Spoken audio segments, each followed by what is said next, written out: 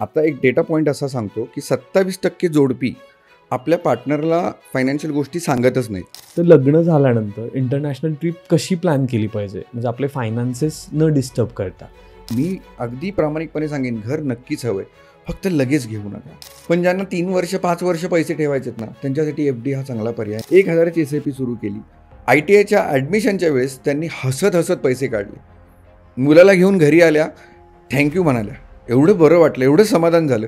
लग्न झाल्यानंतर finances common करायचं तर सुरुवातीला सगळ्यात पहिलं काय केलंच पाहिजे?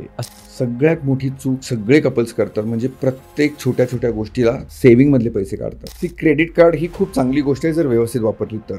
वन वर्ड, ट्रान्सपरन्सी, प्रामाणिकपणा. नुसतं एक्स्ट्रा मॅरिटल अफेअर हे एकच कारण नाही आहे.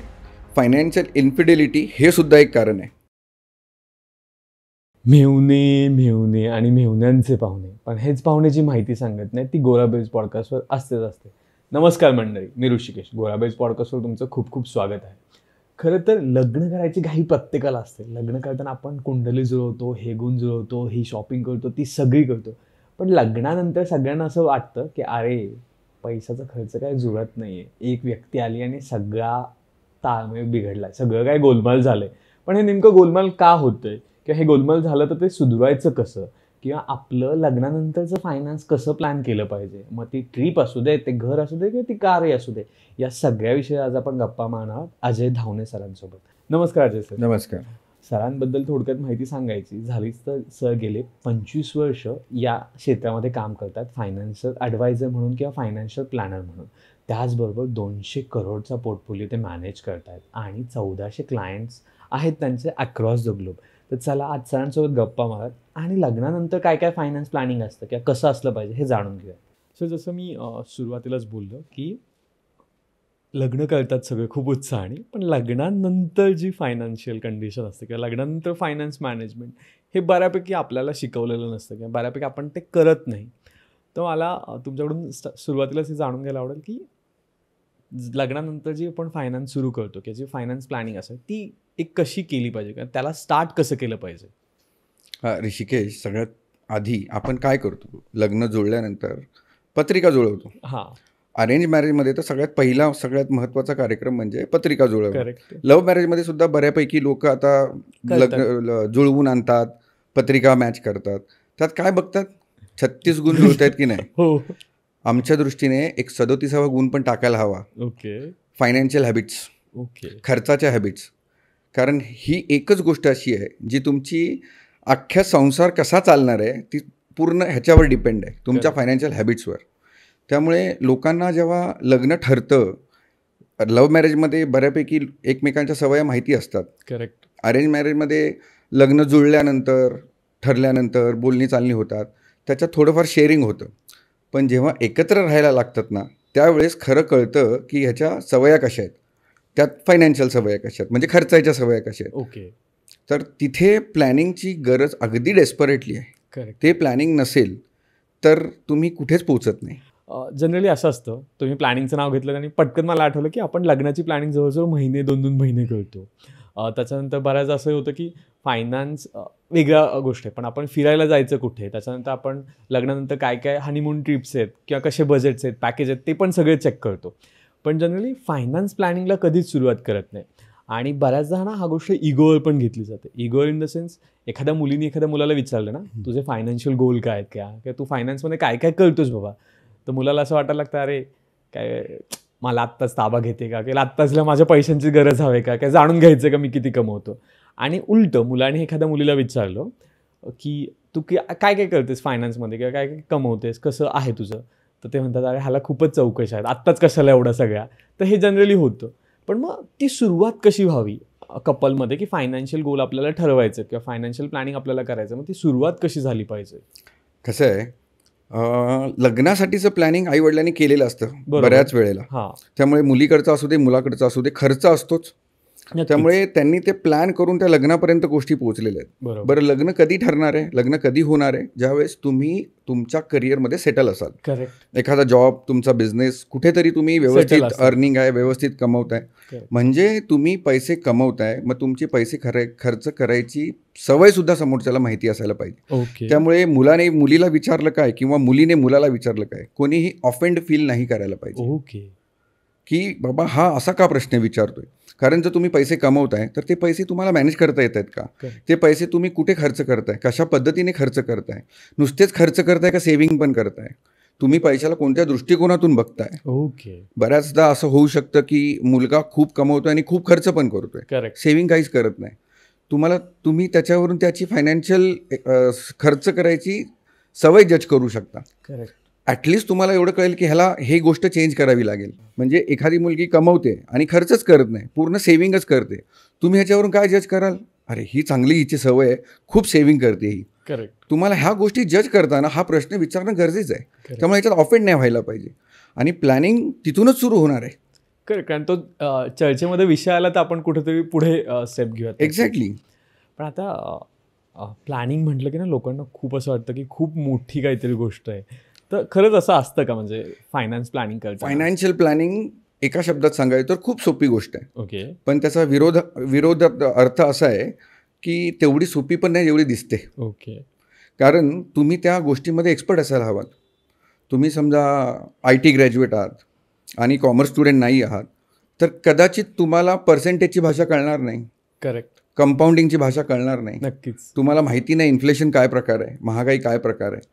तुम्हाला फक्त एवढं दिसतं की आईवडिलांनी एवढी मेहनत केली, एवढं कमवलं, एवढे पैसे वाचवले, आमच्यासाठी एवढा खर्च केला, आमच्यासाठी एवढं सेव्हिंग केलं. पण ते पैसे त्यांनी कुठे गुंतवले, त्या पैशावर किती व्याज मिळालं, त्या पैशावर त्यांनी किती टॅक्स भरला, हे तुम्हाला माहिती नाही. कारण वडिलांनी कधी शेअर केलं नाही, आईवडिलांनी तुमच्याशी ह्या गोष्टी गप्पा गोष्टी केल्या नाहीत. आता तुमचा अर्निंगचा जेव्हा विषय येतो, तुमच्या इन्कमचा जेव्हा विषय येतो, तेव्हा तुम्हाला सजगपणे डोळे उघडून ह्या गोष्टी कराव्या लागतील. ओके. आई वडिलांच्या वेळेसची गोष्ट वेगळी होती, तेव्हा महागाईचा दर वेगळा होता, FDचा इंटरेस्ट वेगळा होता, तुम्हाला सेन्सेक्स आणि मार्केट त्यावेळेस माहिती नव्हतं. आता बऱ्यापैकी अवेअरनेस आहे. करेक्ट. कोणते प्रोडक्ट घ्यायला पाहिजे आत्ता तुम्हाला जास्त कळू शकतं.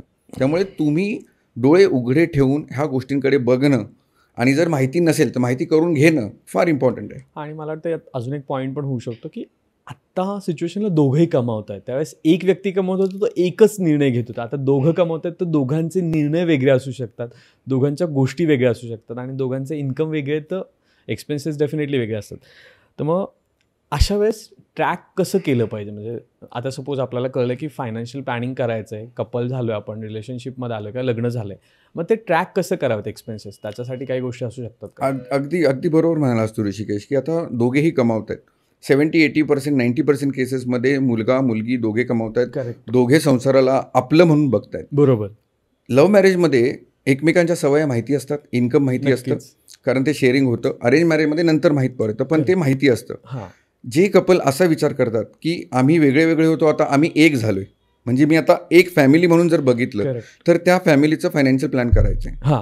जर मला असं बघायचं आहे की मी माझ्या इन्कमचा प्लॅन करेन, माझ्या बायकोने तिच्या इन्कमचा प्लॅन करावा, तिथे तुम्हाला काहीतरी एक सोल्युशन काढावं लागेल की कोणत्या गोष्टी मी खर्च करणार आहे, कोणत्या गोष्टीत मी किती सेव्हिंग करणार आहे, किंवा एक प्रपोर्शनेटनी तरी करावं लागेल की जर माझ्या सॅलरीच्या मी 20% सेव्हिंग करतोय तर तुझी पण तेवढी सेव्हिंग झाली पाहिजे, irrespective of your actual income. Correct. म्हणजे समजा एकाचा पगार 1 लाख आहे, दुसऱ्याचा पगार 75,000 आहे, तर तो डिफरन्स लक्षात न घेता काही पर्सेंटेजमध्ये, काही प्रपोर्शनेटमध्ये सेव्हिंग झाली पाहिजे. करेक्ट. आणि ती एक फॅमिली म्हणून झाली तर अतिउत्तम. ओके. भले तुमची दोघांच्या नावावर करा, इंडिव्हिज्युअल नावावरच करा, पण ती एक फॅमिली म्हणून प्लॅन केला तर ते खूप सुंदर होतं. मला प्लॅनिंगचा मुद्दा कळला आहे. आता हे कळलं की लग्न झाल्यावर फायनान्शियल प्लॅनिंग करायची आहे ते सगळे, पण मग किंवा फायनान्सबद्दल बोललं पाहिजे इथपर्यंत समजतं आहे. पण आता ती ट्रॅक कशी केली पाहिजे फायनान्सेस गोष्टी? कारण मी वेगळा कमवतोय, ती वेगळी कमवतोय आणि दोघंही वेगवेगळे कमवतोय, दोघांचे इन्कम वेगवेगळे आहेत, तर ते ट्रॅक करणं खूप अवघड जातं. कारण मी 10 खर्च केले, ती 10च खर्च केलं असं नाही आहे. मग ते कसं ट्रॅक करायचं? फायनान्शियल गोष्टी ट्रॅक करणं म्हणजे खूप सोपं आहे. तुम्हाला तुमचे इन्कम आणि एक्सपेन्सेस एकतर पेपरवर मांडायचे, एकमेकांशी शेअर करायचे आणि एकत्र मिळून प्लॅन बनवायचा आहे. आता एक डेटा पॉईंट असा सांगतो की 27% जोडपी आपल्या पार्टनरला फायनान्शियल गोष्टी सांगतच नाहीत किंवा लपवतात. ओके. आणि 53% कपल्स असे आहेत ज्यांनी कधी ना कधी फायनान्शियल चिटिंग केलेली आहे किंवा न सांगता इन्व्हेस्टमेंट केली आहेत. कुठून पैसे आले, कुठून इन्सेंटिव्ज आले, माहीत नसलेले अचानक पैसे कुठून तरी मिळाले, तर ते न न सांगता कुठेतरी इन्व्हेस्ट केले जातात किंवा खर्च होतात. ओके, इतकी लोक आहेत. हां, असे कपल्स आहेत. मग इथे काय होतं, इथे ट्रस्ट ब्रेक व्हायचा पार्ट होतो. माहीत पडलं तर ते थोडंसं हर्ट होतं. डेफिनेटली. मग ते तुमचं प्लॅन एकत्र नाही होऊ शकणार. तुम्हाला जर एकत्र प्लॅन करायचं आहे ना, कॉमन गोल्स, कॉमन प्लॅनिंगमध्ये काय असतात लग्न झाल्यानंतर? बाबा एखाद मूल, माझं घर, माझी कार, इंटरनॅशनल हॉलिडे, माझं रिटायरमेंट, ह्या कॉमन गोष्टी आहेत की नाही, ह्या दोघांना करायचे आहेत की नाही. बरोबर. मग तुम्ही दोघांनी एकत्र मिळून प्लॅन करणं खूप गरजेचं आहे. तुम्ही जर तुमचे इन्कम आणि एक्सपेन्सेस व्यवस्थित कागदावर उतरवले, एक फायनान्शियल प्लॅन बनवला प्रॉपर, सगळं ट्रॅकिंग अगदी सोपं होऊन जाईल. मला पुन्हा सर त्या गोष्टी व्हायचं की प्लॅनिंग मला पटतं केलं पाहिजे, ट्रॅक करायचं, मला ती आयडिया पण आली की ट्रॅक करायचं. पण आता आपण असं धरूयात की एक कपल आहे, एक 50,000 कमवतोय आणि एक 65,000 कमवतो किंवा एक 80,000 असं काहीतरी अमाऊंट कमवतोय. मग ते दोघांचे इन्कम वेगवेगळे आहेत. मग सेव्हिंग पर्सेंटेज वेगळं होतंय किंवा खर्च वेगळा होतोय. मग त्याच्यात ट्रॅक कसं करणार आहेत किंवा त्याच्यात कसं प्लॅन करायला हवं? आम्ही जेव्हा फायनान्शियल प्लॅन बनवतो ना कपलचा, तेव्हा आम्ही एक इन्कम बघतो. ओके. म्हणजे नवऱ्याचं इन्कम 65,000, बायकोचं इन्कम 50,000 आणि त्या दोघांचं आता एकत्र इन्कम मी क्लब केलं तर 1,15,000. बरोबर. आता मी 1,15,000 वर प्लॅनिंग करणार. ओके. मग एक्सपेन्सेस ट्रॅक करताना कोणी कमी जास्त करेल, सेव्हिंग करताना कोणी कमी जास्त करेल, हा त्या प्रत्येकाचा प्रश्न असतो. कारण कदाचित असं असेल ना की ज्याला अर्निंग जास्त आहे, सॅलरी जास्त आहे, त्याला ट्रॅव्हलिंग एक्सपेन्सेस जास्त असेल. करेक्ट. ज्याला सॅलरी कमी आहे त्याला कंपनीचं पिकअप ड्रॉप असेल, ट्रॅव्हलिंगचा एक्सपेन्सेस नसेल. असं बऱ्याच गोष्टी त्या ह्याला फॅक्टर करतात की जिथे तुम्हाला काहीतरी एक ॲडजस्टमेंट करायला लागते की बाबा हा खर्च मी कमी करतो, तू इथे सेव्हिंग वाढव. असं करून मी त्याला एक फॅमिली म्हणून बघतो ना, तेव्हा ते प्लॅनिंग पूर्ण होतं. इंडिव्हिज्युअल प्लॅनिंग आपण डेफिनेटली करू शकतो. मग मला बायको म्हणते की मला 45लाच रिटायरमेंट हवी, मला काय 60पर्यंत काम करायचं नाही. करेक्ट. आणि जर नवरा बोलतो नाही मला नोकरी सोडून माझा बिझनेसच करायचा आहे, तो कधीच रिटायरमेंटचा विचार नाही करणार. Correct. So it differs from person to person. ह्याच्यासाठी तुम्हाला एक फायनान्शियल प्लॅनर हवा, एक ॲडवायझर हवा, ज्याच्याबरोबर तुम्ही ह्या गोष्टी अगदी प्रामाणिकपणे सांगू शकाल. तुमच्या इन्कम एक्सपेन्सेस सगळं सांगू शकाल. जिथे तो तुम्हाला प्लॅन बनवून देईल, तो त्याला रिव्ह्यू करेल आणि तुम्हाला तो ट्रॅकवर ठेवेल. ह्याच्यासाठी एक खूप सुंदर एक्झाम्पल आहे माझ्याकडे. पुण्यात बावधनला राहणारे क्लायंट होते माझे. नवरा बायको प्रायव्हेट एम्प्लॉई आय टीमध्ये, नवरा गव्हर्नमेंट एम्प्लॉई, चांगली सॅलरी. दोघांनी एक गोष्ट अगदी ब्लंटली, बोल्डली मला सांगितली होती आणि मी पण सरप्राईज होतो की आम्हाला मूल नको आहे, आम्ही दोघंच जगणार, आम्ही दोघं एकमेकांना पुरेसे आहोत. करेक्ट. तर मला ऐकून धक्का पण लागला होता आणि हे बरं पण वाटलं की ते क्लिअर आहेत त्यांच्या थॉट्सवर, त्यांना काही लपवायचं नव्हतं. ओके. मग ते म्हणाले की आमची स्वप्न आहेत, आम्हाला ती पूर्ण करायची आहेत. नवऱ्याचं स्वप्न होतं PhD करायची आहे. गव्हर्नमेंट जॉब सोडून ती व्यक्ती USAला गेली आहे आणि PhD करते. त्याची बायको ती जर्मनीला गेली आहे, ती जॉब करते. आज दोघेही खुश आहेत, सॅटिस्फाईड आहेत, येतात, भेटतात. पण त्यांचं एक गोल मात्र खूप कौतुक करण्यासारखं आहे की त्यांनी टार्गेट केलं होतं 45 to 50च्या मध्ये रिटायरमेंट घ्यायची आणि आज ते अगदी ट्रॅकवर आहेत आणि त्यांना रिटायरमेंट भारतामध्येच करायची आणि ती पण पुण्यातच करायची. ओके. त्यामुळे त्यांचं घर घेऊन झालेलं आहे. घराचा EMI अगदी 10-12 लाखाचं लोन आउटस्टँडिंग राहिलेलं आहे. अगदी आरामात सगळं प्लॅन होण्यासारखं आहे. ते खूप ट्रॅकवर आहेत.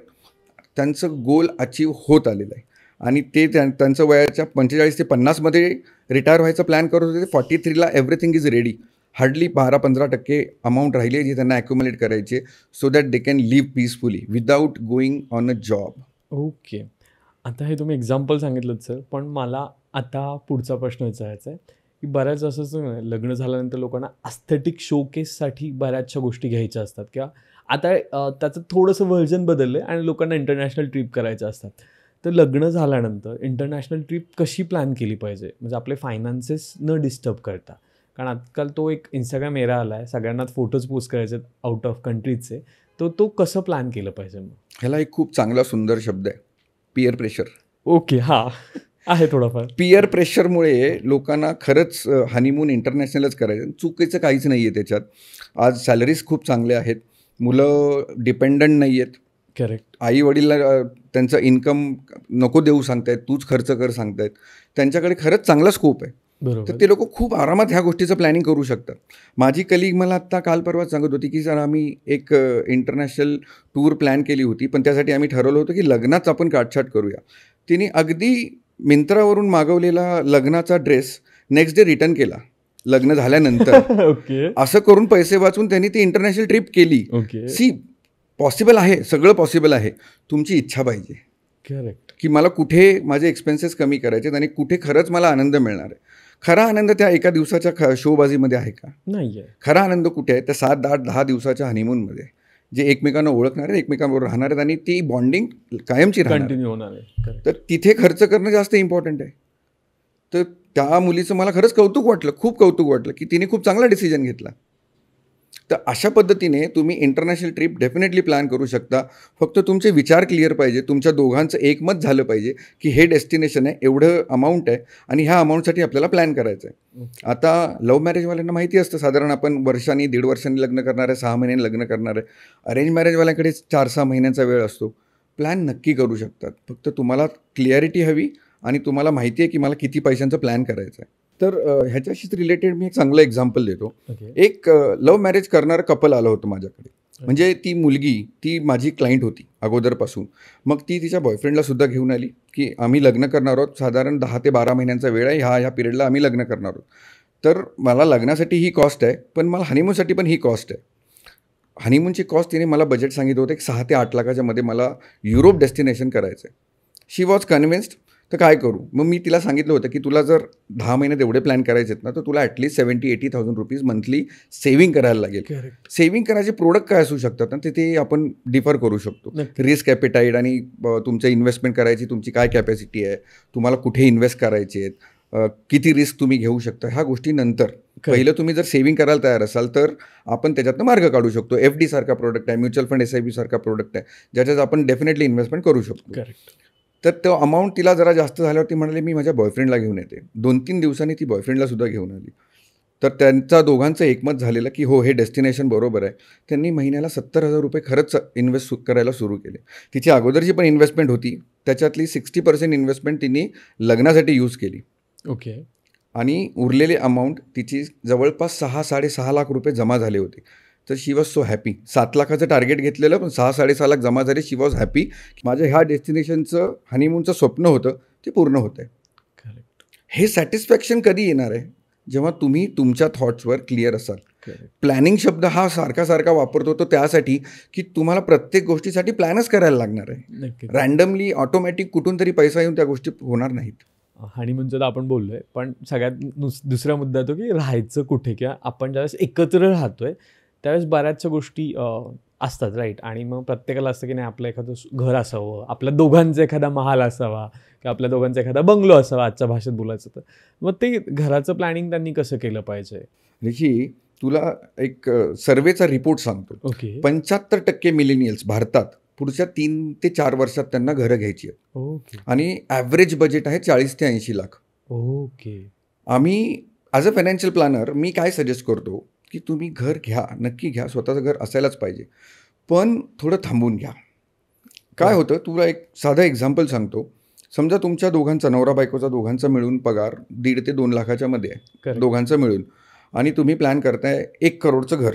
ओके. कारण तुम्हाला दिसतंय की 1 करोडचं घर म्हणजे 1 लाख रुपये EMI आपण दोघं मिळून भरू शकतो. हां, तर तुम्ही कम्फर्टेबल आहात बरोबर. आणि तुम्हाला वाटतं की हां हे स्वप्न पूर्ण होईल. पण ते 1 लाखाचा EMI घेतल्यानंतर तुम्हाला बाकीचे बरेच खर्च असतात. करेक्ट. घर चालवायला तुम्हाला 20, 30, 40 हजार रुपये खर्च आहे. तुम्ही थोडं विकेंडला कुठेतरी बाहेर जाणार. इथे जेव्हा काटछाट करायला सुरू होते, कारण कळतं की माझे पैसे, मेजर पैसे EMIमध्ये जात आहेत, तेव्हा ती घरात चिडचिड चालू होते. हां, आणि आपल्याला कळत नाही की आपण दोघं का भांडतोय, म्हणजे कुठल्या मुद्द्यावरून आपल्यात वाद होत आहेत. कारण ती फायनान्शियल अडचण निर्माण झाल्यामुळे, फायनान्शियल चणचण झाल्यामुळे ती चिडचिड होते. करेक्ट. त्याच्यात कारचं स्वप्न असतं, नाही घेता येत, असतंच. कारण EMI चालू केला आहे. अशावेळी आम्ही सजेस्ट करतो ते घर 3 ते 5 वर्षांनी डिले करा. ओके. एक साधं कॅल्क्युलेशन सांगतो. समजा 1 करोडचं घर म्हणजे 10 लाख रुपये डाऊन पेमेंट, नक्कीच. 90 लाख रुपयाचं लोन घेतलं तर 80,000च्या आसपास तुम्हाला EMI EMI बसेल. हां, 80,000 तुम्ही भरणार आहात 20 वर्ष. 20 वर्षात तुम्ही भरता 1,92,00,000 रुपये. ओके. 1 करोडच्या घरासाठी. तुम्हाला वाटेल ते खूप जास्त आहे, पण तुम्ही 2-3-4 वर्षात त्या 1 BHK घराचं तुम्हाला कमी वाटायला लागतं. हां, नक्कीच. पण तो EMI चालू असल्यामुळे तुम्ही दुसरं घर घ्यायचा विचार नाही करू शकत. कधीच नाही. आणि इथेच तुमची चणचण सुरू होते की आता नाही मजा येत आहे, नाही पटत नाही आहे. समजा मी उलटं केलं, मी 5 वर्ष सांगते तुला की डिले कर, आता तू डिले केलं आणि ते 80,000 रुपये EMI तू आजच चालू केला. EMI म्हणजे इन्व्हेस्टमेंटसाठी. म्युच्युअल फंड SIPचा प्रोडक्ट आहे, ज्याच्यात मला एक्सपेक्टेड आहे की 12% रिटर्न्स मिळतील. ओके. 5च वर्ष तू ती 80,000 रुपये भरले ना, तुझी व्हॅल्यू जमा होते 68,00,000 रुपये 12%. 80,000ची SIP 12%, तू भरतो 48,00,000, त्याची व्हॅल्यू होते 64,00,000 रुपये. आता तू म्हणशील की अरे ते घर पण महाग झालं ना 1 करोडचं 5 वर्षात. मी सांगेन 1 करोडचं घर 1.5 करोड होऊ दे, एवढं महाग होणार नाही 100%. हां, पण मी म्हणतो चल 1 करोडचं घर 1.5 करोड होऊ दे. ओके. 5 वर्षात काय झालं, तुझ्याकडे 64,00,000 रुपये आज जमा आहेत. 1.5 करोडले 64,00,000 म्हणजे ऑलमोस्ट 40% पैसे तुझ्याकडे रेडी आहेत. करेक्ट. आता 5 वर्षात तुमचं इन्कम पण वाढलंय. करेक्ट. जे तुमच्या दोघांचं मिळून 2 लाखाच्या आसपास इन्कम होतं, ते आता कमीत कमी 3 ते 4 लाखाच्या रेंजमध्ये असायला हवं 5 वर्षात. 3 ते 4 लाखाच्या रेंजमधल्या इन्कमला 1,00,000 रुपये EMI भरणं जड जाईल का? नाही, तेवढं नाही जात. नक्कीच. कारण माहिती 64,00,000 रुपये रेडी आहेत. मी जरी 40,00,000 रुपये डाऊन पेमेंट केले, 10-12 लाख रुपये रजिस्ट्रेशन स्टॅम्प ड्युटीला गेले, तरी 10-12 लाख रुपये मी माझ्या इंटिरियरसाठी ठेवू शकतोय. 1.5 करोडपैकी 64,00,000चं कॅल्क्युलेशन झालं. मी 1 करोडचं लोन घेतलं, मला 1,00,000 रुपये EMI आला. नाव आय एम कम्फर्टेबल बिकॉज माझं इन्कम 3.5 ते 4 लाखाच्या मध्ये झालं आहे. आता मला तो 1 लाखाचा EMI जडण्यात जाणार, माझ्याकडे तरीही सेव्हिंग 2 लाख रुपये राहते. 2 लाखातले मी 50,000 60,000 सगळे खर्च जरी केले, माझं घरातलं सगळे बिल्स, रॅशन, सगळ्या गोष्टी खर्च जरी केला, तरी 1 ते 1.5 लाख माझ्याकडे सेव्हिंगला राहतात. आता तुम्हाला फायनान्शियल चणचण होईल का? नाही. आता तुला कार घेताना भीती वाटेल का? नाही. पण आता मुद्दा असा येतो की ज्यावेळेस आपण घर घेत नाही त्यावेळेस तितक्या सिस्टमॅटिक वेमध्ये आपण इन्व्हेस्ट करत नाही किंवा तितकं बांधील नाही राहते आपण इन्व्हेस्ट करायला. ह्याच्यासाठीच तुम्हाला एक फायनान्शियल ॲडवायझर हवा आहे. ओके. कारण का तुम्ही डॉक्टरकडे का जाता?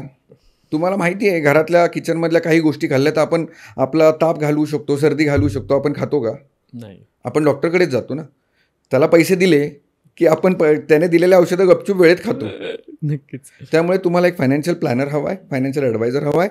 तुम्हाला तुमचे गोल्स क्लिअर हवेत, तुम्ही ते पेपरवर मांडलेले हवेत, तुमचा फायनान्शियल प्लॅन बनवलेला हवा आहे, मग तुम्ही तो ट्रॅक सोडणार नाही. ओके. आता त्याच्यासोबतच ना बेबीचा पण कन्सेप्ट येतो, कारण आजकाल बेबी म्हणजे खूप गोष्टी झाल्यात. म्हणजे फर्स्ट मंथपासून वी आर प्रेग्नंटपासून ते मग बेबी शॉवर आणि त्याच्यानंतर सगळं खूप असे फंक्शन्स असतात. कारण हे same as a peer pressure आपण म्हणतो, त्याच्याने ह्या गोष्टी वाढल्यात. पण मग त्याच्यासोबत फायनान्स पण चेंजेस होत आहेत. करेक्ट. तर ते कसे चेंजेस असले पाहिजेत किंवा ते कसे केले पाहिजेत? ऋषी, मगाशीच एक्झाम्पल देतो. एक कपल आहे ज्यांनी लग्न केलं आणि 1-1.5 वर्षात घर घेतलं आणि आता EMI पण चालू झाला. आता बेबी प्लॅनिंग करायला त्यांना भीती वाटेल का? कम्फर्टेबल आहेत ते? थोडंसं भीतीच वाटणार नक्की. कारण इन्कम त्यांना दिसत नाही आहे, म्हणजे सेव्हिंग दिसत नाही आहे, खर्च दिसत नाही आहेत. बरं, माझं हे अगदी प्रामाणिक मत आहे की ज्या वयात ज्या गोष्टी एन्जॉय करायला हव्यात त्याच वयात करायला हव्यात. करेक्ट. फॉर एक्झाम्पल, मी तुला 30-35च्या रेंजमध्ये तुला सांगू शकतो बाईक राईड कर कुठेतरी लांब. इथून कुर्गला जा, पुण्यातून, मुंबईतून, काश्मीरला बाईकवर जा. तू 40-45च्या रेंजमध्ये करू शकतोस का एज ग्रुपमध्ये? नाही. म्हणजे त्याच वयात करायला हव्यात की नाही? करेक्ट. बरं, बाईक राईडला जाताना तुम्ही दोघे गेलात तर तुम्हाला छान मजा येईल का एक मूल घेऊन गेलात तर मजा येईल? दोघे गेलं तरच. म्हणजे हे पहिल्या 3-4-5 वर्षातच व्हायला हवं ना. करेक्ट. पण हे कधी होईल? जेव्हा तुमच्याकडे एक्सेस पैसे आहेत, तुम्ही त्या गोष्टीसाठी पैसे सेव्हिंग करून ठेवलेत, त्या गोष्टीसाठी प्लॅन केले आणि तुमच्याकडे पैसे आहेत, तुम्ही आनंदाने कराल. करेक्ट. पहिले ज्यांनी होम लोन घेतलं त्यांच्याकडे ही स्पेस नाही आहे आता. पण दुसरं एक्झाम्पल जे मी दिलं की ज्यांनी 5 वर्ष डिले केलं त्यांच्याकडे पैसे पण आहेत, घर पण घेतलं आहे, कदाचित कार पण असेल आणि बेबी प्लॅन करताना त्यांना भीती पण नाही वाटत आहे, सगळं स्टेबल आहे. ओके. हे सगळं अवतीभोवती कशाच्या फिरते? एक इमोशनल डिसिजन, एक EMI, नक्की माझं घर. करेक्ट. करेक्ट. मी अगदी प्रामाणिकपणे सांगेन, घर नक्कीच हवं आहे, फक्त लगेच घेऊ नका. थोडंसं थांबा, थोडं स्टेबल व्हा. बरं, IT पण अशा गोष्टी आहेत ना की तुम्हाला माहिती नाही आहे तुम्ही आज इथे किती वर्ष राहाल. करेक्ट. कोण बँगलोरला गेलं आहे, कोण पुण्याला गेलं आहे, कोण आउट ऑफ इंडिया गेलं आहे, ऑनसाईट जातात, त्यांना 1.5 2 2 वर्ष ऑनसाईट राहावं लागतं आहे. काही लोक त्याला अपॉर्च्युनिटी म्हणून बघतात की मी डॉलरमध्ये पैसे कमवून मी सेव्हिंग करेन, माझं घर घेईन. बऱ्याच ऑपॉर्च्युनिटी आहेत. पण तुम्हाला फायनली माहिती असतं का की तुम्ही कुठे सेटल होणार आहात? नाही, करेक्ट नाही. अशा कंडिशनमध्ये तुम्ही थोडं थांबून डिसिजन घेणं खूप इम्पॉर्टंट आहे. बऱ्याच लोकांना हा त्रास वाटतो की मी रेंटवर राहतोय, हे घर काय माझं नाही आहे, मला माहिती नाही मी इथे किती वर्ष राहीन. ह्याच्यामुळेच तुम्हाला थांबून डिसिजन घेणं इम्पॉर्टंट आहे. हा इमोशनली कदाचित आवडणार नाही, पण प्रॅक्टिकली हा खूप योग्य डिसिजन असेल. आता त्याच्यासोबतच ना एक खूप सोशल मीडियाने बम केलेला आहे की FD नसावीच. पण मला नेहमी असं वाटतं की ज्यावेळेस आपण कपल असू किंवा ज्यावेळेस आपण रिलेशनशिपमध्ये असू त्यावेळेस आपली एखादी FD असावी. पण मग हे कितपत योग्य आहे? म्हणजे मला जे वाटतं ते कितपत योग्य आहे की FD असावी का अशा वेळेस, किंवा FD कशी असावी? FD असावी की नसावी हा टोटली फायनान्शियल प्लॅनिंगचा विषय आहे. ओके. आता तुम्ही इन्व्हेस्टमेंटबद्दल बोलाल ना, तर तुम्हाला माहिती पाहिजे मला ही FD कधी वापरायची आहे. ओके. जर तुम्हाला 6 महिने 8 महिने 1 वर्षात ते पैसे लागणार आहेत, तर नक्की FD हा चांगला पर्याय आहे. पण ज्यांना 3 वर्ष 5 वर्ष पैसे ठेवायचे आहेत ना, त्यांच्यासाठी FD हा चांगला पर्याय नाही आहे. ओके.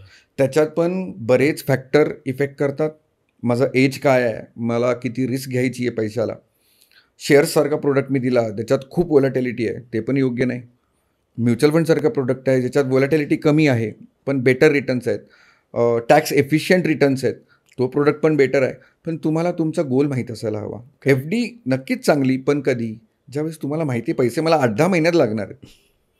आता आम्ही एका क्लायंटचा गोल अचीव होत होता. त्यांना मुलाच्या एज्युकेशनसाठी पैसे जमा केले होते. 70 लाख रुपीज त्यांनी जमा केले होते आणि त्यांनी सांगितलं अजय पुढच्या 6 महिन्यात आपल्याला ते पैसे लागणार आहेत. त्या 70 लाखापैकी 35-40 लाख रुपये मी त्यांना काढून डेट फंडमध्ये ट्रान्सफर करून ठेवले, कारण मार्केट चांगलं हाय होतं आणि त्यांचा गोल मला 6 महिन्यावर दिसत होता. त्यातले थोडे अमाऊंट मी 50-1 लाख रुपये काढून ठेवले लिक्विड फंडला. लिक्विड फंड, डेट फंड, ज्याच्यात मार्केटची रिस्क नाही आहे, मार्केटची व्होलॅटिलिटी नाही आहे, बँक FDच्या आसपासचे रिटर्न्स मिळतात. आता मी काय केलं, त्यांचा प्रॉफिट पण बुक केला, त्यांना सेफ्टी पण करून दिली. 20 लाख रुपये तिथेच ठेवलेत. पण कदाचित मार्केट वाढलं तर ते 20 लाखावर थोडा बेनिफिट मिळेल. मार्केट खाली गेलं तर 20 लाखाला फार काही फरक नाही पडणार. तो गोल अचीव होतो आहे. आता FD आणि डेट फंड एकाच कॅटेगरीमध्ये आहेत, म्हणून मी डेट फंडचं एक्झाम्पल दिलं. करेक्ट, आलं लक्षात. आता FD पण झालं आहे, हे पण झालं आहे, पण आता हा पॉडकास्ट बघणारे असे पण काही महिला आहेत की ज्या कमवत नव्हत्या आधी किंवा आता कमवतात, किंवा ज्यांच्याकडे आपण जसं 27% बोललो की त्यांना माहीत नाहीत फायनान्स एकमेकांचे. तर मग अशा लोकांनी जर सुरुवात करायची असेल, किंवा मिडल एज ग्रुपच्या ज्या स्त्रिया आहेत ज्यांनी आत्तापर्यंत सुरुवात नसेल केली, तर अशा लोकांना जर सुरुवात करायची असेल तर आपण कशी सुरुवात केली पाहिजे या गोष्टींसाठी? आत्ताच्या डेटला ना अगदी स्ट्रॉंगली मी रेकमेंड करेन ना, म्युच्युअल फंड SIP हा प्रोडक्ट सगळ्यांसाठी खूप चांगला आहे. ओके. कोणताही प्रोडक्ट घे, तुला कुठे ना कुठे बॉन्डिंग आहे. तुम्ही एवढे वर्ष पैसे भरा, FD ठेवली तुम्ही वर्षभरासाठी, तर 6 महिने आधी काढले तर इंटरेस्ट नाही मिळत. असे बरेच प्रोडक्ट आहे. म्युच्युअल फंड हा एक प्रोडक्ट असा आहे, तुम्ही आज पैसे टाका, 4 दिवसांनी 1 आठवड्याने तुम्ही पैसे काढू शकताय. त्याच्यात व्होलॅटिलिटी रिस्क असते, पैसे झिरो नाही होत, पण मार्केटप्रमाणे थोडेफार कमी होऊ शकतात आणि वाढू पण शकतात. ज्या महिलांना रेग्युलर इन्कम नाही आहे, कधीतरी पैसे येतात, कुठून तरी मिळतात, त्यांच्यासाठी पण हा खूप चांगला प्रोडक्ट आहे. मिनिमम 5,000 रुपये पण ते इन्व्हेस्ट करू शकतात. 1,000-2,000ची SIP सुरू करू शकतात. जेवढं त्यांना ठेवायचं तेवढं ठेवू शकतात.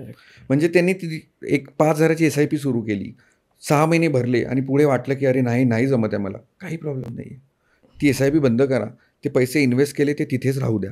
जर वाटले काढायचे 3 दिवसात पैसे अकाउंटला येतात. ओके. त्या महिलांना ज्यांचं रेग्युलर इन्कम नाही आहे किंवा मुलासाठी घरी बसल्या होत्या, 6 महिने माझी सॅलरी आली पण मला अजूनही जॉब जॉईन करता येत नाही आहे, त्यांच्याकडे इन्कम रेग्युलर नाही पण काही पैसे ठेवलेत, त्यांनी ते पैसे बँकेत न ठेवता अशा प्रोडक्टमध्ये ठेवा.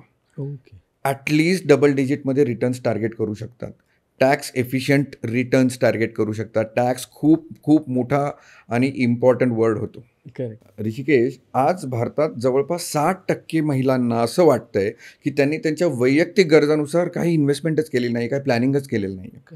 त्यात पण 31% महिला अशा आहेत की त्यांनी त्यांच्याजवळ असलेले पैसे FD किंवा इन्शुरन्स ज्या इन्फ्लेशनला बीट करत नाहीत अशा प्रोडक्टमध्ये टाकलेत, जे महागाईपेक्षाही कमी रिटर्न्स देत आहेत. अशा प्रोडक्टमध्ये त्यांनाही माहिती आहे की हे 6%, 60% एवढे काय जास्त नाहीत, पण ठीक आहे मी बँकेत इथे तिथे ठेवण्यापेक्षा बँकेत आहेत. अशा महिलांना खरंच प्लॅनिंगची गरज आहे, एका मार्गदर्शकाची गरज आहे. कोणीतरी ती जबाबदारी घेतली पाहिजे, की मी जबाबदार आहे तुमच्या पैशाला आणि तुमच्या पैशाच्या रिटर्न्सला. Correct. माझ्याकडे कामाला मावशी यायच्या. त्या Okay. मावशींनी 1,000ची SIP केली. त्यांनी माझ्या बोलणं ऐकायच्या, फोनवर ऐकायचं, सर मला पण सुरू करायचं आहे. 1,000ची SIP सुरू केली. ITIच्या ॲडमिशनच्या वेळेस त्यांनी हसत हसत पैसे काढले. मुलाला घेऊन घरी आल्या, थँक्यू म्हणाल्या. एवढं बरं वाटलं, एवढं समाधान झालं, की ती 1,000 रुपयाची व्हॅल्यू त्या मुलाला कमीत कमी 4.5 का 5 लाख रुपये त्यांनी भरले आणि त्याचं ते झालं. म्हणजे त्याचा शिक्षणाचा एक चांगला पाया रचला गेला. तुम्ही हे सगळं सांगितलंच सर, पण आता एखाद्याला लग्न झाल्यानंतर फायनान्सेस कॉमन करायचं, तर सुरुवातीला सगळ्यात पहिलं काय केलंच पाहिजे असं काय आहे का, की हे कराच बुवा पहिल्यांदा? जर तुम्हाला एकमेकांना डिसिप्लिन्ड वेमध्ये जर इन्व्हेस्टमेंट करायचं आहे, प्लॅनिंग करायचं आहे ना, तर मी खूप स्ट्रॉंगली एक गोष्ट रेकमेंड करेन, की तुमचं सॅलरी अकाउंट वेगळं वेगळं असणार आहे, पण एक जॉईंट अकाउंट उघडा. ओके. त्याच्यात एक सर्टन अमाऊंट तुम्ही डिसाईड करा, की माझी पर्सनल सेव्हिंग पर्सनल एक्सपेन्सेस एवढे आणि एवढी अमाऊंट आपण ह्या अकाउंटला ॲड करू. ओके. से फॉर एक्झाम्पल दोघांना 1-1 लाख पगार आहे. तुम्ही ठरवलं की मला 30-30 हजार रुपये मी माझ्या पर्सनल अकाउंटला ठेवेन, पण 70-70 हजार रुपये आपण ह्या अकाउंटला ठेवूया. करेक्ट. आता तुम्ही खर्च करताना ह्याच अकाउंटमधून करा. ओके. मग आता तुम्ही जेव्हा ह्या अकाउंटमधून खर्च कराल तेव्हा तुम्ही एकमेकांना आन्सरेबल आहात. करेक्ट. मग आता तुम्हाला हे कळेल की हे पैसे तिच्या मित्राला चाललेत का माझ्या पार्टीला चाललेत, माझ्या पार्टीच्या कॉन्ट्रीब्युशनला चाललेत. करेक्ट. जर मला एकत्र एक टूर प्लॅन करायची आहे ना, मग मला महिन्याच्या शेवटी कळेल की किती पैसे राहिलेत. मग 4-6 महिन्याच्या प्लॅनिंगमध्ये मला ती टूर प्लॅन करता येते का? खूप साऱ्या गोष्टी आहेत ना, अगदी सोप्या होऊन जातील. लक्झरी आणि नीड ह्याच्यामधला फरक कळेल. करेक्ट. म्हणजे ही खरंच मी ही गोष्ट जी ऑर्डर करतोय ती गरज आहे का बस वाटलं म्हणून केलं, डिस्काउंट होता म्हणून शॉपिंग केली, असं झालं ना, तुम्ही एकमेकांना आन्सरेबल झालात ना, तर तुम्हाला त्या गोष्टी अनवॉन्टेड खर्च टाळता खरंच येतात. आता हे झालं तुमच्या सॅलरी इन्कमचं. हा, ज्यांच्याकडे पण पैसे येतात त्यांचं. ज्यांच्याकडे पैसे रेग्युलर येतात, फिक्स येतात, माहिती आहे किती पैसे येतात. पण अशी पण बरीच लोक आहेत की जी सेल्फ एम्प्लॉईड आहेत, कुठेतरी घरातली कामं करतायत, छोटे मोठे व्यवसाय करतायत, रिक्षा चालवतात, अशी बरीच लोक आहेत. बरोबर. त्यांनी हे कसं मॅनेज करायला पाहिजे? हा. तर तुम्ही तुमचे एनव्हलप्स बनवून ठेवा. एनव्हलप नाही समजत आहे. एनव्हलप म्हणजे ही आपल्या आईबाबांनी केलेली गोष्ट आहे, ओके. अजूनही चालते. हा. एनव्हलप म्हणजे तुम्हाला माहिती आहे, महिन्याला दुधाला 2,000 रुपये लागतात, हो. महिन्याला लाईटचं बिल 2,500-3,000 हजार रुपये येतं आहे, रॅशन भरायला तुम्हाला 10-15 हजार रुपये लागत आहेत. ह्या सगळ्यांचे एनव्हलप बनवून ठेवा. ओके. पैसे आले की तुम्हाला माहिती आहे ना, ह्याच्याशिवाय घर चालणार नाही आहे. पहिले हा 3-4 एनव्हलप तुम्ही जेवढे बनवणार आहात तुमच्या गरजांप्रमाणे, त्या एनव्हलप फुल करा. महिन्याचे 2,000 दुधाचे, ते झाले की एनव्हलप बंद करा. दुधाचं बिल मागायला आलं की त्याच पाकिटातून पैसे गेले पाहिजेत. नाईस. मी दरवाजात उभा आहे आणि इथे पाकिट आणायला आळस करतोय असं नका करू. त्याच पाकिटातून पैसे द्या. मग तुम्हाला कळेल हे टार्गेट पूर्ण झालं. मग दुसरं, मग तिसरं. असं केलं ना, तर तुम्हाला कळेल आता किती पैसे शिल्लक राहत आहेत. कारण माझा इरेग्युलर इन्कमला जर ह्या बेसिक गरजा झाल्या, उरलेलं इन्कम त्यांचं सेव्हिंग आहे. करेक्ट. मग ते सेव्हिंगवर फोकस करू शकतात. नक्कीच.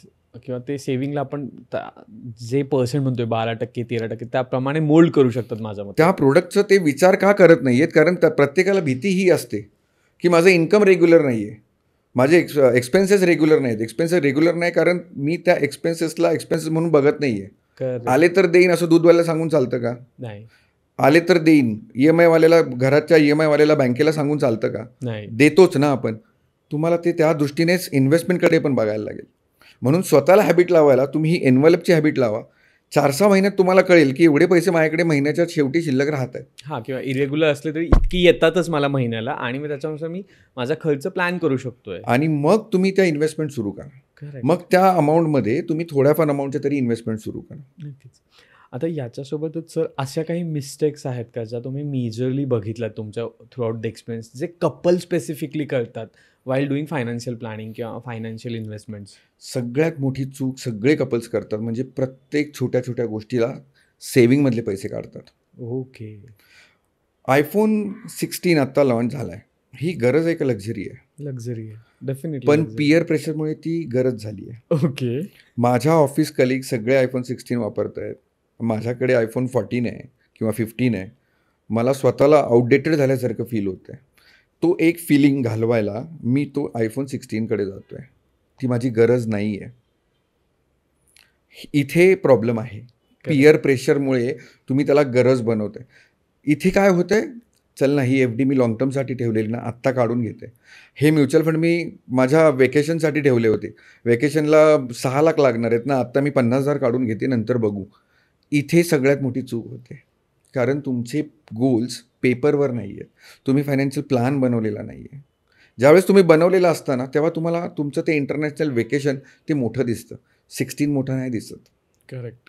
नाही सर, नक्कीच मला समजतंय हे कुठेतरी होतं आणि कुठेतरी आपण ह्या सगळ्या ट्रॅपमध्ये थोडं आणि चालू आणि आपले फायनान्सेस किंवा आपलं अकाउंट खाली होते, आपल्याला खूप एंड ऑफ द मंथ किंवा may be end of the year ज्यावेळेस आपण टॅक्स भरतो ना, त्यावेळेस कळतं अरे मला एवढे आले होते आणि हातात तर काहीच नाही आहेत.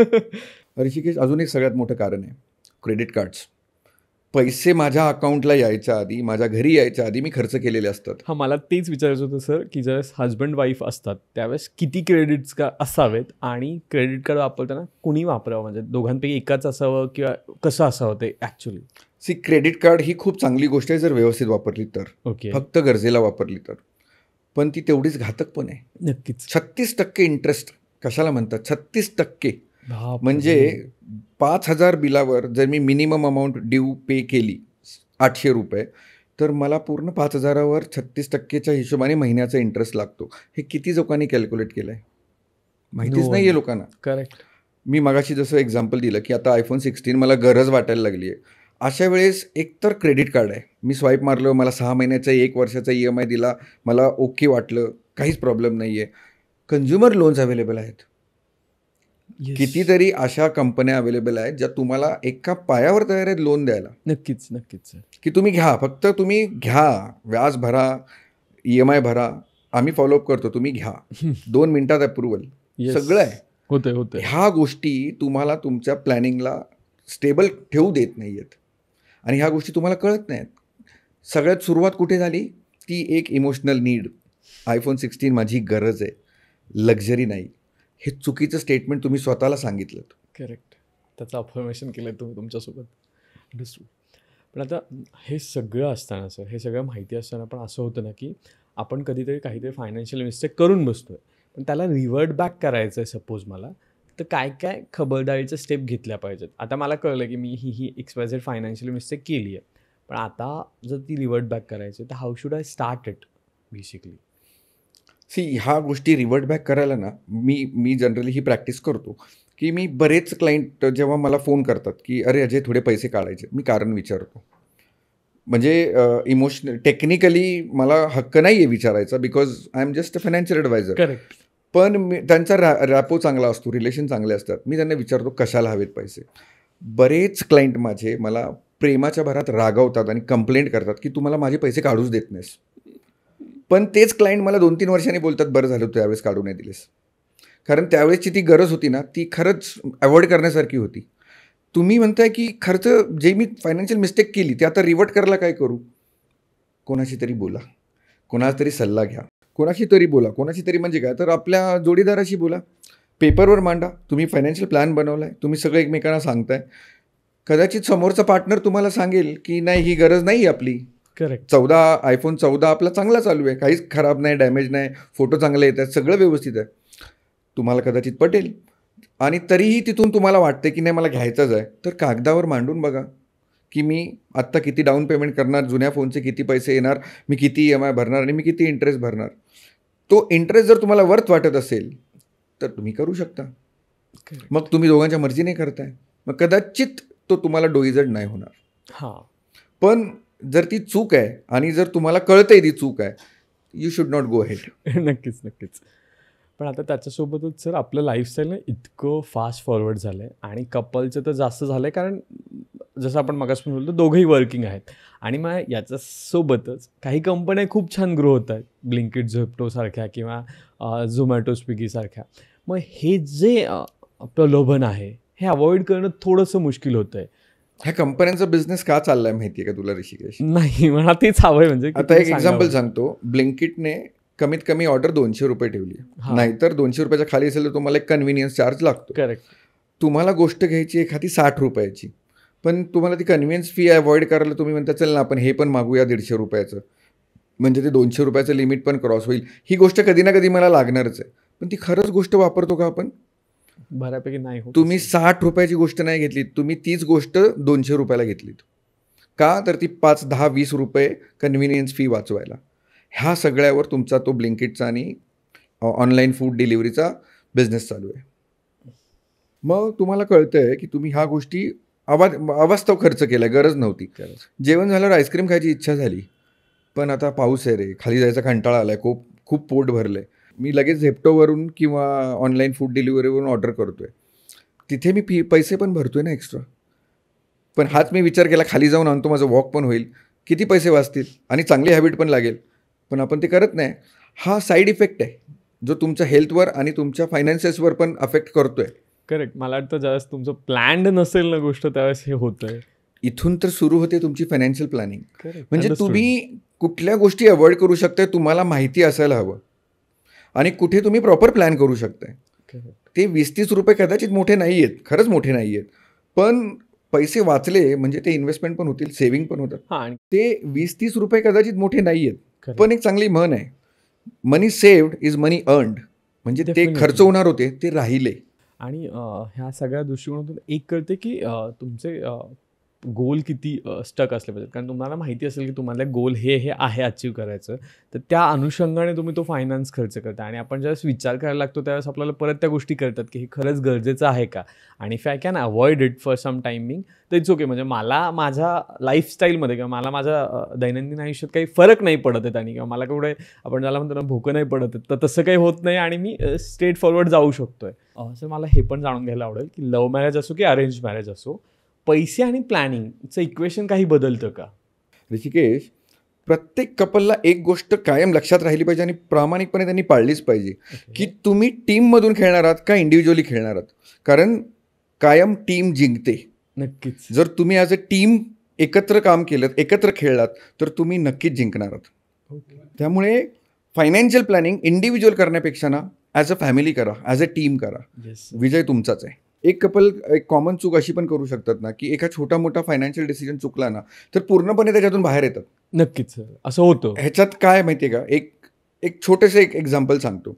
घरात कधीतरी नवरा बायको भांडणं होतात. हो खूप मोठं भांडण होतं. हो, पण दुसऱ्या दिवशी सकाळी मिटलेलं असतं ना. बऱ्यापैकी. डायव्होर्स तर नसतो झालेला. नाही. त्यामुळे एखादं फायनान्शियल प्लॅनिंग जर चुकलं, एखादा गणित चुकलं, एखादा डिसिजन चुकला, त्याच्यातनं पूर्णपणे बाहेर येऊ नका. परत ती गोष्ट सुधारायसाठी काय करू शकतो ह्याच्यासाठी मार्गदर्शन घ्या, किंवा ह्याच्यासाठी ॲटलिस्ट बसा, ऑन पेपर लिहा. ॲटलिस्ट बसा, परत एकदा सुरू करा, परत सगळी गोष्टी कागदावर मांडा, तिथून तुम्हाला काहीतरी सोल्युशन मिळेल. नक्कीच. कारण मला आठवतं सर, जेव्हापासून आपण गुगल पे आणि ह्या सगळ्या सिस्टीमच्या मागे लागलेत, बँक स्टेटमेंट असं बसून आपण एक्सेलमध्ये नाही चेक करत आहे, ते CA वर सोडलं आपण आपलं बँक स्टेटमेंट इतक्या डिटेल नाही चेक करत आहे. त्याने विचारलं सांगतो, अरे हा ना, हा खर्च हा मग याच्यासाठी केला होता, असं आपलं होतं, पण स्वतः बसून नाही करत आहेत आपण. एक्झॅक्टली. आता आपण सगळं फायनान्शियल प्लॅनिंग कपलचं बोललो बऱ्यापैकी, पण एक मुद्दा राहतो तो म्हणजे इन्शुरन्सचा, आणि तो मला माहिती असलाच पाहिजे. पण मग कपल असताना कसा असला पाहिजे? मग कपल, सेपरेट, फॅमिली किंवा ॲज अ वन ट्री, नेमकं कसा असावा तो इन्शुरन्स? एका कपलचा इन्शुरन्समध्ये 2 पार्ट येतात. ओके. आम्ही जेव्हा फायनान्शियल प्लॅन बनवतो कपलचा, हे लाईफ इन्शुरन्स आणि हेल्थ इन्शुरन्स हे 2 पिलर आहेत फायनान्शियल प्लॅनचे. करेक्ट. अगदी सर्वसाधारण विचार केला, अगदी नॉर्मल विचार केला, एका कपलचं सगळं प्लॅनिंग कुठल्या बेसिसवर होतं आहे, तर माझं इन्कम काय. नक्कीच. दोघं नवरा बायको जॉब करतायत, दोघा नवरा बायकोंची स्वप्न आहेत, 1 मूल, 2 मुलं, घर, कार, वेकेशन, रिटायरमेंट, हे सगळ्याचं मूळ आहे तुमचं इन्कम. करेक्ट. सगळ्यात पहिली गोष्ट दोघांनी करायला पाहिजे ती म्हणजे लाईफ इन्शुरन्स. टर्म इन्शुरन्स म्हणा किंवा इन्शुरन्सचे प्रोडक्ट, तो भाग वेगळा आहे की मी कोणतेही इन्शुरन्स घ्यायला पाहिजेत. आम्ही सांगतो टर्म इन्शुरन्स घ्या. का? कारण कमी पैशात, कमी बजेटमध्ये तुम्हाला चांगल्या अमाऊंटचा टर्म इन्शुरन्स मिळतो. आता इन्शुरन्स आणि इन्कम ह्याचं रिलेशन मी अगदी सोप्या भाषेत सांगू. माझं इन्कम वर्षाला 6 लाख रुपये आहे. मी 1 करोडचा टर्म इन्शुरन्स घेतला आहे. माझी डेथ झाली, माझ्या बायकोने काही जास्त फायनान्शियल प्लॅनिंग वगैरे न करता ते 1 करोड घेतले, बँकेत FD केली. बँक मला 6 ते 7% व्याज देते. जर 6% मिळाले तर 6 लाख रुपये माझ्या सॅलरीचं रिप्लेसमेंट झालं. ह्याला म्हणतात टर्म इन्शुरन्स. म्हणजे तुम्ही तुमची सॅलरी सेफगार्ड केली तुमच्या फॅमिलीसाठी, तुमच्या स्पाऊससाठी. करेक्ट. त्यामुळे जर दोघं अर्निंग असतील तर दोघांचा टर्म इन्शुरन्स असायलाच हवा. ओके. त्यानंतर सेकंड येतो हेल्थ इन्शुरन्स.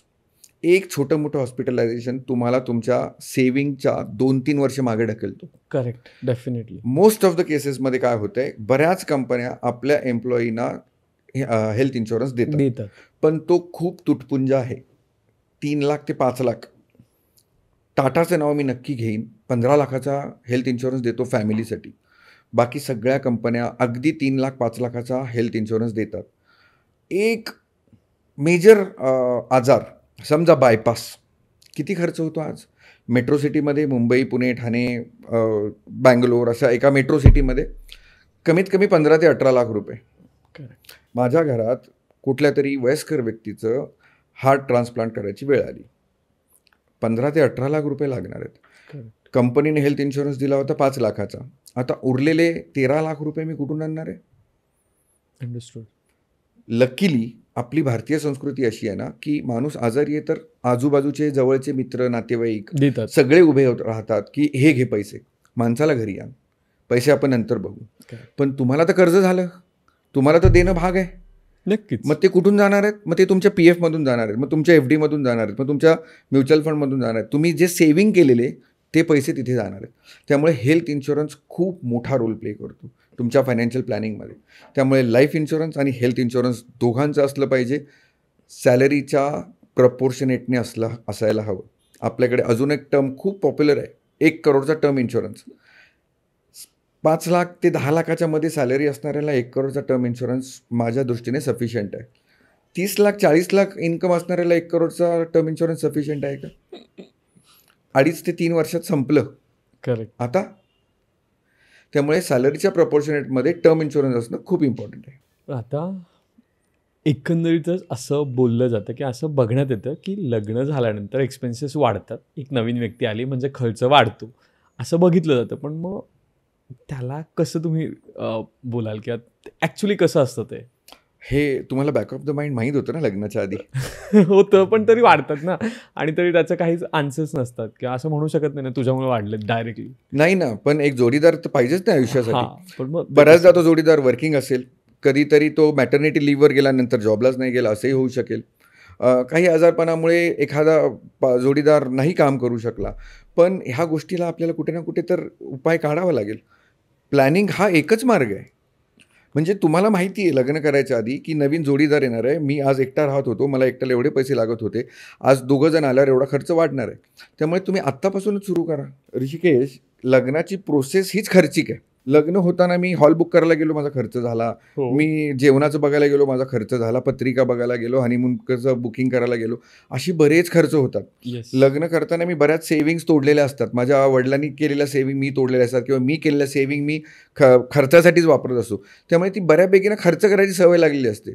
करेक्ट. तिथून परत येणं आणि ते सेव्हिंग चालू करणं हा थोडा डिफिकल्ट टास्क आहे. म्हणजे अगदी सोपं सांगू तुला, जिम जाणाऱ्यांना, डाएट करणाऱ्यांना जे ब्रेक झाल्यानंतर परत ट्रॅकवर येणं डिफिकल्ट होतं ना, तसा डिफिकल्ट टास्क आहे. ओके. मग त्यावेळेस ना मला हे करायचं, माझ्या जोडीदाराला सांगायचं, बा हा लग्नासाठी आपला एवढा एवढा असा असा खर्च झाला आहे, आता ना माझी ती सवय तुटली आहे, जरा तू प्लीज मला हेल्प कर की आपल्याला परत ट्रॅकवर यायचं. आता आपल्याला इथून पुढे दुसऱ्या वेगळ्या पद्धतीने सेव्हिंग करायचं.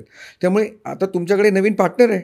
करेक्ट. आता तुम्ही त्याचं मत घेऊ शकता, तुम्ही त्याला त्या डिसिजन मेकिंग प्रोसेसमध्ये इन्व्हॉल्व्ह करू शकता आणि आपलं म्हणून त्या घराचं फायनान्शियल प्लॅनिंग सुरू होऊ शकतं. करेक्ट. त्यासाठी तुम्हाला तो खर्च तुम्ही केला आहे ना, तो रिकवर करायचा प्रयत्न करू शकतो आपण. जाता जाता तुम्हाला एवढं विचारायला आवडेल की कपलसाठी फायनान्शियल मंत्रा काय आहे का? 1 वर्ड, ट्रान्सपरन्सी. ओके. प्रामाणिकपणा. नुसतं एक्स्ट्रा मॅरिटल अफेअर हे एकच कारण नाही आहे. फायनान्शियल इन्फिडेलिटी हे सुद्धा एक कारण आहे. म्हणजे नेमकं काय सर? तुमचं प्रेम किती पण पक्का असू दे, पण तुम्ही एकमेकांशी फायनान्शियल गोष्टी ट्रान्सपरंटली विश्वास ठेवून प्रामाणिकपणे शेअर करताय का? ओके. फायनान्शियल इन्फिडेलिटी म्हणजे काय की एकमेकांना फसवून, एकमेकांना न सांगता, एकमेकांपासून लपवून मी काही गोष्टी खर्च केल्यात किंवा कुठेतरी मी सेव्हिंग केल्यात किंवा इन्व्हेस्टमेंट केल्यात आणि मला अजिबातच दाखवायचं नाही आहे. म्हणजे आज आमच्याबरोबर असं पण होतं की मला बरेच क्लायंट बोलतात, नाही तो ऑफिसला आहे, घरी नको येऊस, किंवा मी येताना मी एकटाच येतो किंवा मी एकटीच येते, त्याचं तो बघतो ते इन्व्हेस्टमेंट, माझं मी बघते. इथे प्रॉब्लेम आहे. ओके. हे जर नाही झालं तर तुम्ही एकट्याचं प्लॅनिंग व्यवस्थित कराल, पण एक फॅमिली म्हणून, एक You're not कुटुंब planning. म्हणून एक फायनान्शियल प्लॅन नाही होत आणि तो सक्सेस नाही होत. नक्कीच. नुसतं एक्स्ट्रा मॅरिटल अफेअरनी घरं तुटत नाही आहेत. फायनान्शियल इन्फिडेलिटीमुळे सुद्धा प्रॉब्लेम्स निर्माण होत आहेत, एकमेकांबद्दल अविश्वास निर्माण होतोय आणि तो कुठेतरी मूळ ठरतोय रिलेशन्स स्पॉईल व्हायला. एकमेकांशी खुल्या मनाने प्रामाणिकपणे शेअर करणं, एकमेकांना सांगणं, इथे तुम्हाला खरंच एक मोठा विश्वास निर्माण करता येईल नात्यामध्ये. नक्कीच सर, तुम्ही सांगताय ते पटतंय. कारण मलाही आठवतं की बऱ्याच असं व्हायचं, बाबांचा पगार झाला, बाबा आईकडे आणून द्यायचे. मग आईला माहिती असायचं काय पगार येतो किंवा काय होतं, आणि ती त्याची विभागणी करायची बऱ्यापैकी. तिला माहिती असायचं की आपण कुठे कुठे कसे कसे खर्च केलेले आहेत. आणि ही गोष्ट असणं, कारण सांगणं एकमेकांना, ट्रान्सपरन्सी असणं खूप महत्त्वाचं असतं कुठल्याही नात्यामध्ये. त्याचबरोबर सर, खरंच तुम्ही इथे आलात आणि आमच्यासोबत फायनान्स, स्पेसिफिकली कपल फायनान्सवर खूप साऱ्या गोष्टी क्लिअर केल्या. कारण लग्न करताना फक्त तो बडे जाव नसताना पुढच्या गोष्टींचं पण प्लॅनिंग केलं पाहिजे, किती महत्त्वाचं असतं किंवा ते कसं असावं हे सांगितलं. त्याच्यावर खरंच तुमचं खूप खूप धन्यवाद. तुम्हाला एपिसोड कसा वाटला ते कमेंटमध्ये सांगायला विसरू नका. त्याचबरोबर तुम्हालाही फायनान्स किंवा कपल फायनान्सच्या काही गोष्टी असतील किंवा काही अजून प्रश्न असतील तेही कमेंटमध्ये विचारायला विसरू नका. जाता जाता हा एपिसोड कसा वाटला ते एक कमेंट करून नक्की लिहा. धन्यवाद.